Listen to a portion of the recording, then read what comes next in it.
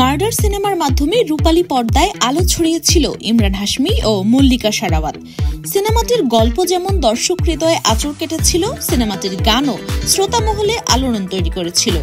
2004 সালে মুক্তিপ্রাপ্ত সিনেমাটি বক্স অফিসেও ব্যাপকভাবে সাড়া ফেলে। সিনেমার শুটিং চলাকালীন শোবিজের বাতাসে এ জুটির প্রেমের গুঞ্জনও উড়ে বেড়ায়। কিন্তু প্রেম প্রসঙ্গে নানা গুঞ্জন চাউর হলেও খোলামেলাভাবে কখনোই মুখ খোলেনি এ জুটি। জানা গেছে, পর্দায় ইমরান ও মল্লিকার রসায়ন যতটা দর্শক মনে প্রভাব ফেলেছিল, বাস্তবে নাকি তাদের সম্পর্ক তেমন একটা জমেনি। মার্ডার সিনেমার শুটিং করতে গিয়ে ইমরান ও মল্লিকার মধ্যে প্রায়ই দ্বন্দ্ব লেগে থাকত। সেটি নাকি তারা ঝগড়াও করতেন। এরপর এ জুটিকে আর একসঙ্গে কাজ করতে দেখা যায়নি।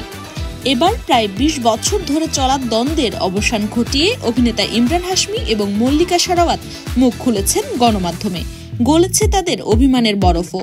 পুরনো দ্বন্দ্বকে এখন তারা দুজনেই শিশুসুলভ আচরণ মনে করেন। মল্লিকা শেরাওয়াত আগেও একবার তাদের মধ্যে দ্বন্দ্ব নিয়ে দুঃখ প্রকাশ করেছিলেন। অভিনেত্রী জানিয়েছিলেন, তার পক্ষে খুবই অপ্রত্যাশিত এবং শিশুসুলভ ছিল ইমরান হাশমির সঙ্গে দ্বন্দ্ব করা। এ নিয়ে নাকি ইমরানের সঙ্গে যোগাযোগও বন্ধ করেছিলেন অভিনেত্রী।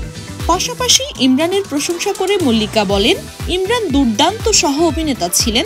তিনি খুবই বন্ধুত্বপূর্ণ, দানশীল এবং চমৎকার মানুষ।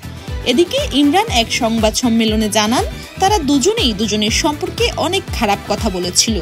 সে কারণেই সম্পর্ক নষ্ট হয়েছিল। তবে এটিকে শুধুই অতীত বলেই মনে করছেন এই অভিনেতা। তরুণ বয়স এবং মূর্খ হবার কারণেই এমন ভেবেছিলেন তারা। তবে বরাবরই মল্লিকাকে ভালো লাগতো হাশমির।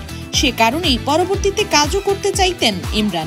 আর এসব শুনে স্পষ্টই বোঝা যাচ্ছে, সেই সময় যে তাদের নিয়ে প্রেমের গুঞ্জন রটেছিল তা শুধুমাত্রই গুঞ্জন ছিল। বাস্তবে একে অপরকে শত্রুই মনে করতেন।